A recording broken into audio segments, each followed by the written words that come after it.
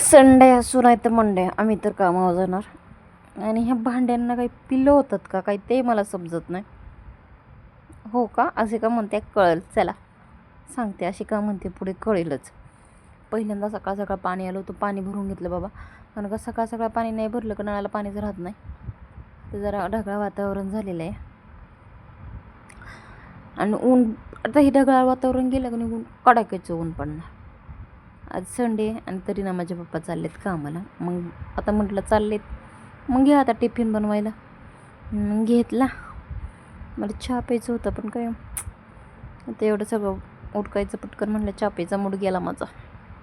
तरी पिऊ वाटला होता पण लय उशिराने पिला मग मी तो. मग घेतली अशी बनवून भाजी चपाती. डबा दिला माझ्या पप्पांकडं. ते गेले, बाकीचे सगळी मंडळी घरातून नाश्ता पाणी करून गेले ज्याचं त्याच्या कामाधंद्याला. आणि माझी बाई आता भांड्यांबरोबर खेळती, एका भांड्यांचा पसरा घालते. कळायलाच आता त्याची भांडी ती खराबच केली तिनं. मग ती परत धुवायला लागली. बरं वाटतं तिला तोपर्यंत ती खेळेल. मग रडू लागली. ती खेळती म्हणून घेतले होते भाकर करायला. जशी माझ्या भाकर करून झाल्या एक दोन तशी ती आली जवळ आणि रडू लागली. घे घे रडत होती ग माझी बबी बिचारी. माझं हात पिठाचं भाकर तापल्याशिवाय तिला घेता येणं नाही तर अख्खी पांढरी झाली असती. ही अशी कहाणी असते. ज्याची मुलं लहान असतात त्याची स्वयंपाक करण्याची मागची कहाणी. अशी पोरं रडत असतात तिकडं स्वयंपाक करत असतात आणि तरी माणसं म्हणा खाराटात झालं, आंबटात झालं, तुराटात झालं. जाऊ दे एनिवे. आणि माझे बाबा कसं रडतंय. मग मी भाकर करते कोळ पण माझ्या बाबाच्या डोळ्यातून पाणी आलं.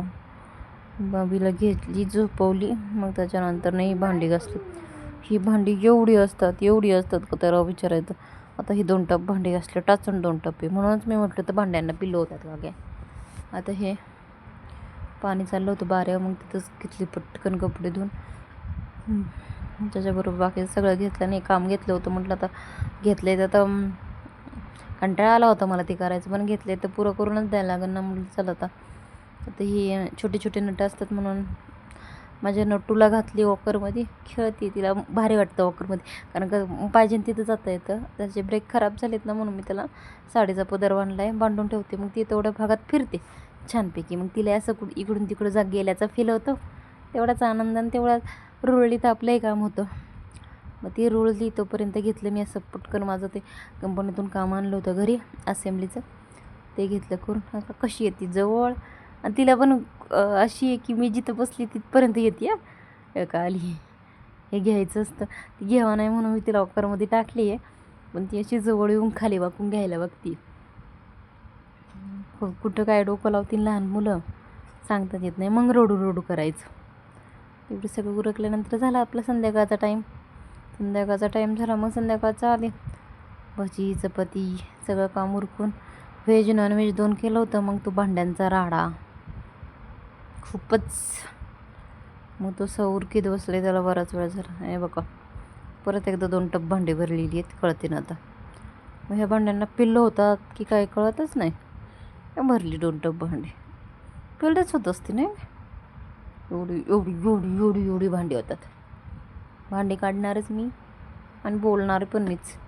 एनिवे आता घासून पण घेतलीच मीच. असा होता माझा आजचा दिवस. ब्लॉग कसा वाटला नक्की कमेंट करून सांगा. तोपर्यंत धन्यवाद.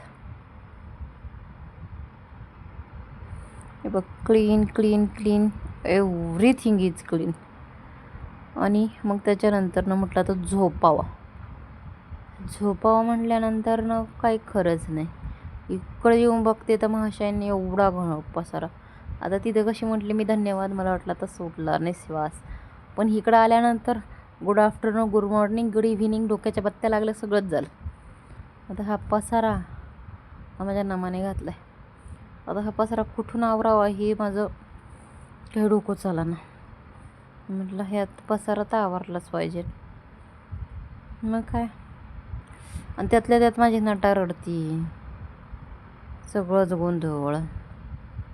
घेतला आवरून सगळा पटापट पटापट सगळा छान. आता मगाच्या बघण्यात आणि आताच्या बघण्यात बघा घेतला एवढा सगळा पसारा उरकून. नाही बघ ही रडतीये. असंच चालू असतं माझं. झोप 11:15 वाजले होते मला, 11:15. धन्यवाद. ब्लॉग कसा वाटला सांगा.